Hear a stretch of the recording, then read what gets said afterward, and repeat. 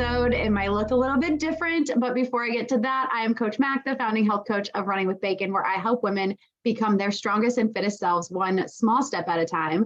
I am joined by my regular co-host, Renata. Hello, everyone. It's Renata from Nourish with Renata, your intuitive nutrition coach, here to empower you to nourish your body, mind, and spirit. Yes, you do. And you might notice that we have another face on our Q&A episode today. And we have a special guest. Her name is Mary Hopper, and I will let her do her introduction as well. I am Mary Hopper, and I'd like to say this is different and better.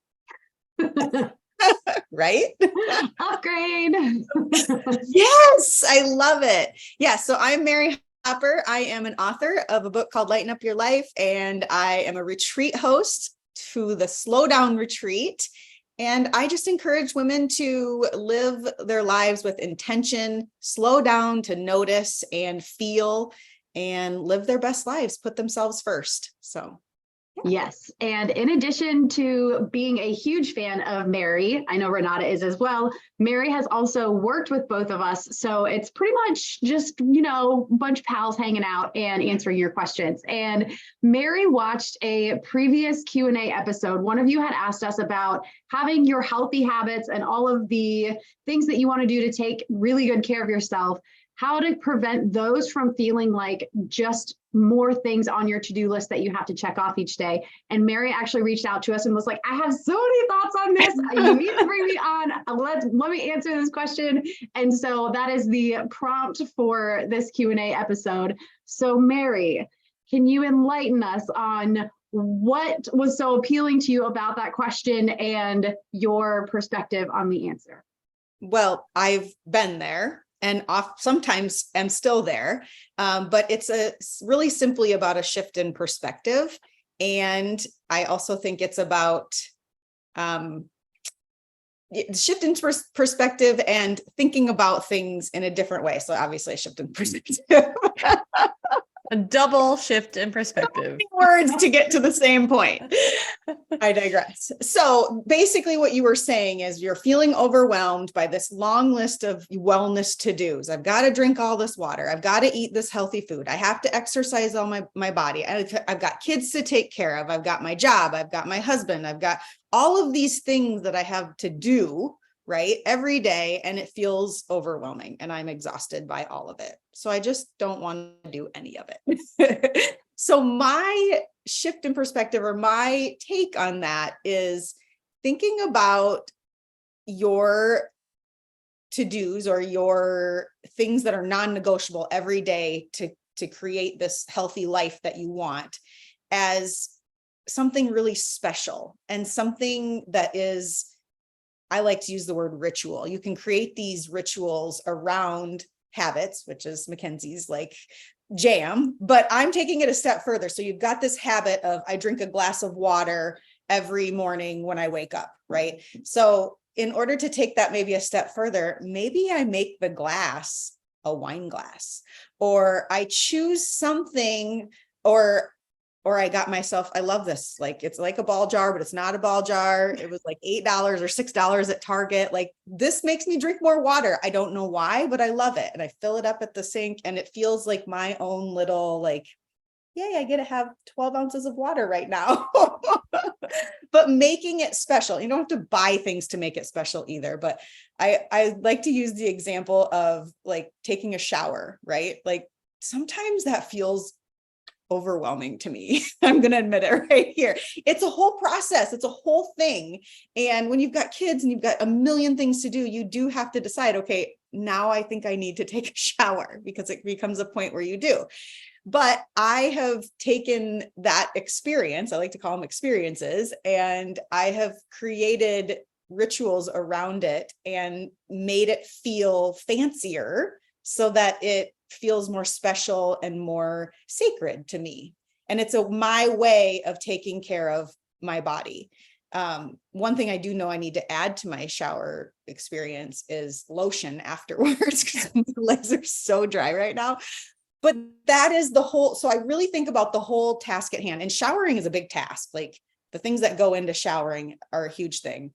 And I look at tasks maybe differently than some people. I'm an occupational therapist. And so what we do is we break down these tasks, we call them activities of daily living, and we break them down. And so if somebody has an illness or something going on or an injury that they can no longer do these things the way they used to, we break them down to each little step and figure out where they're needing either modification or assistance or any type of modality, some kind of way to get them to be able to do it. Right. So that's how I view most tasks in my life. I'm like, how can I break this down? How can I make this easier for myself? Because maybe there's steps in there that I don't actually need to do.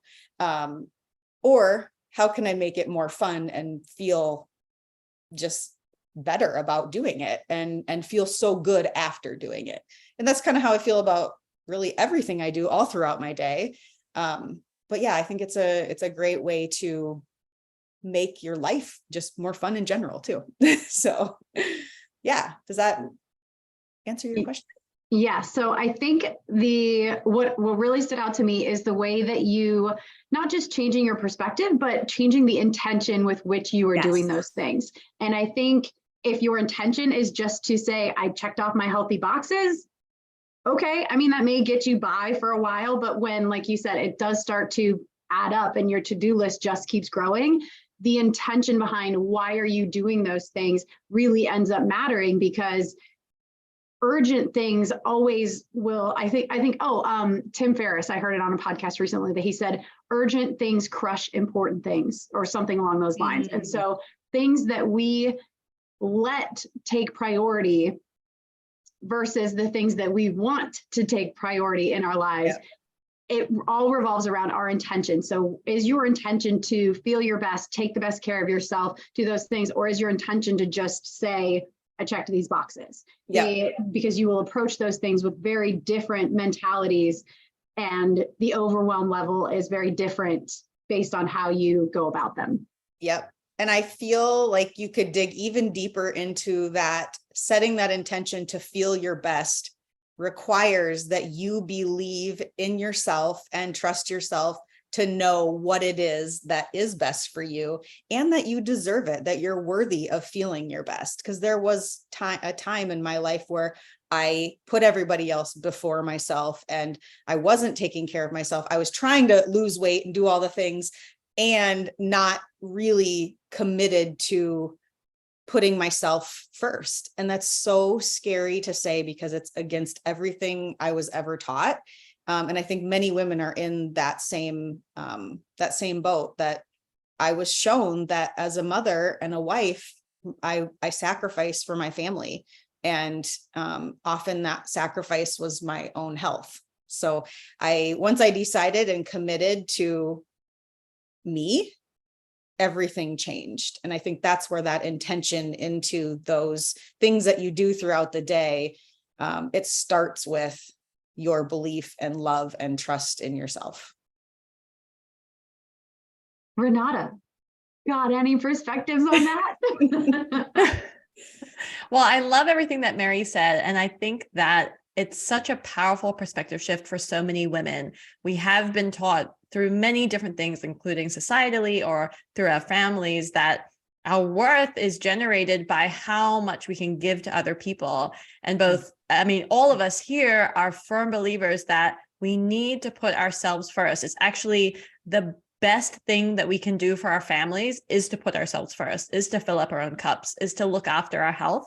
Because when we do that, that ripples out into everyone else that we come into contact with, not just our immediate family members, but our friends, our communities, etc. And that's how we really up-level women's health everywhere, all over the globe, by putting ourselves first and really making time, making space for those self-care practices that help to elevate your experience of life.